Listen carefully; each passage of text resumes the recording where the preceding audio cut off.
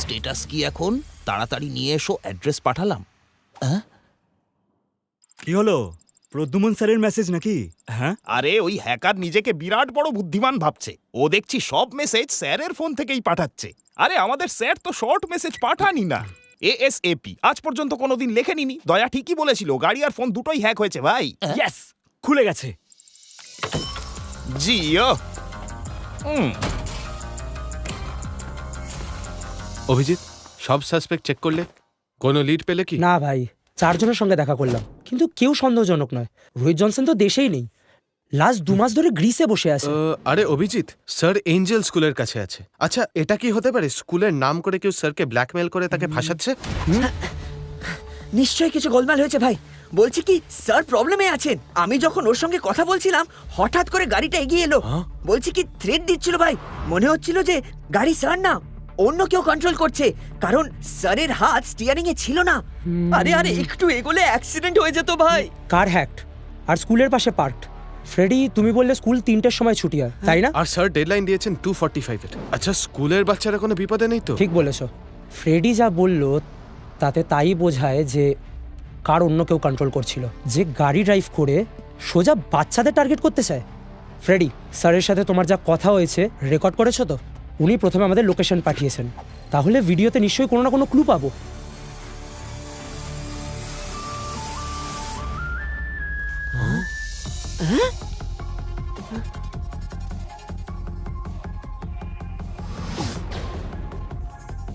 Stop stop stop, এই পেছনে যাও, একটু জুম করো। এটা কেমন ক্লু ভাই? স্যার এই যে ইশারাগুলো করলেন এটাকে মর্স কোড বলে। এটা একটা সিগন্যাল। তাহলে ডিকোড কর। PARROT। স্যার প্যারেডের সিগন্যাল করছেন, কিন্তু প্যারেড দেখানোর মানেটা কি? এরকম এক তোতা তো আমিও দেখেছিলাম।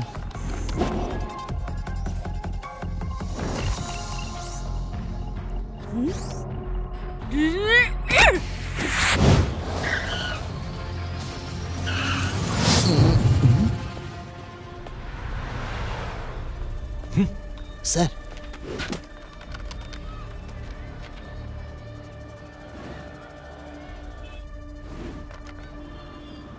ও কি সুশীল? ওকে বলো এখনই যেন ফাইলটা ডিস্ট্রয় করে। তোমার ফোন এখন আনলক। তোমার কি মনে হয় এই ফাইলটার শুধু একটাই কপি আছে? হ্যাঁ হ্যাঁ, আমি জানি এর কপি কোর্ট রেকর্ডে আছে আর একটা সিআইডি ব্যুরোতে আছে, কিন্তু তুমি চিন্তা করো না, ওগুলো তো আমি অনেক আগেই ডিস্ট্রয় করে দিয়েছি। আমি অরিজিনাল ফাইলও ডিস্ট্রয় করতে চাই, যাতে প্রত্যেক তাড়াতাড়ি ছাড়া পায়। আর এই ফাইল রিকভার করতে যে সময় লাগবে তার আগেই ও দেশের বাইরে। চলো তাড়াতাড়ি ফাইল ডিস্ট্রয় করো। সুশীল, হ্যাঁ স্যার। ফাইল চালিয়ে দাও। Okay sir. তুমি যা বলেছিলে সেটা আমি করে দিয়েছি, এবার যেতে দাও আমাকে।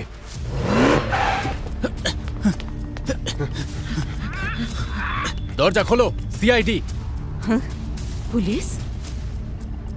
তুমি ওই আইসক্রিমওয়ালার সঙ্গে মর্স কোডে কথা বলেছিলে না? কি বলেছিলে তুমি ওকে? যে পুলিশ আমার বাড়িতে পৌঁছে গেল? এইবার স্কুলের বাচ্চাদের ভুগতে হবে। আমাকে ডাবল ক্রস করার শাস্তি তোমাকে পেতেই হবে ইন্সপেক্টর প্লিজ আমার প্রদ্যুমন। কথা শোনো। আমি তোমার কথা মতো ফাইল জ্বালিয়ে দিলাম তো। প্লিজ প্লিজ এই বাচ্চাদের ক্ষতি করো না। বাচ্চারা লাইনে এসো। বাচ্চারা কি দোষ করেছে? তুমি আমাকে মারতে হয় মারো না, কিন্তু বাচ্চাদের ছেড়ে দাও। আমাকে পুলিশ ধরেও ফেলে, তাও তুমি ওই বাচ্চাদের বাঁচাতে পারবে না, আর তার জন্য তুমি দায়ী হবে প্রদ্যুমন। কমন দয়া, হ্যাককে ক্র্যাক করো শিগগিরই। হ্যাঁ ব্যাস, হয়ে গেছে হয়ে গেছে। আর ব্যাস একটুক্ষণ, অলমোস্ট ডান। নিচে চেক করে দেখি।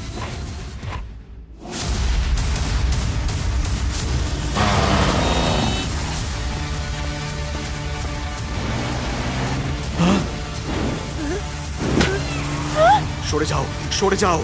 দরজা খোলো, আমি জানি তুমি ভেতরে আছো।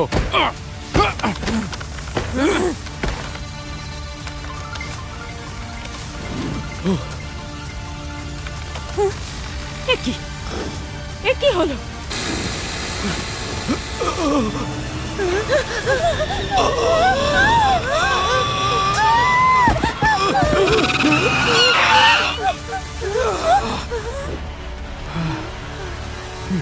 Yes!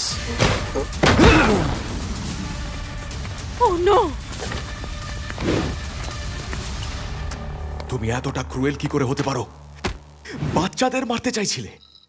এসব কেন করছিলে তুমি? ওই বাচ্চাদের প্রাণের থেকে প্রতীককে জেল থেকে ছাড়ানো বেশি দামি ছিল। বাচ্চাদের প্রাণের জন্য তো তুমি দায়ী হতে। আর ওই প্রতীক, ও তো একটা বোকা। ও যে শেয়ার মার্কেটে ফ্রড করে ফেসেছে সেটা আমার প্ল্যানিং ছিল। আমি স্টক এক্সচেঞ্জের সার্ভার হ্যাক করেছি। ফলে যখনই কোনো স্টকের রেট চেঞ্জ হওয়ার সময় হতো তার 30 সেকেন্ড আগেই আমরা জানতে পারতাম। আর আমরা সেই স্টকেই ট্রেড করতাম। দেখতে দেখতে আমরা 500 কোটির স্ক্যাম করে ফেলেছিলাম। সব ঠিকঠাক চলছিল, কিন্তু ওই প্রতীকের বোকামির জন্য আমাদের সব খেলা ভণ্ডুল হয়ে গেল। আর ও অ্যারেস্ট হয়ে গেল। আমি জানতাম ও বাঁচার জন্য কোর্টে আমার নামে সব বলে দেবে, আর তাই আমি তোমাকে আমার ট্র্যাপে ফাঁসালাম।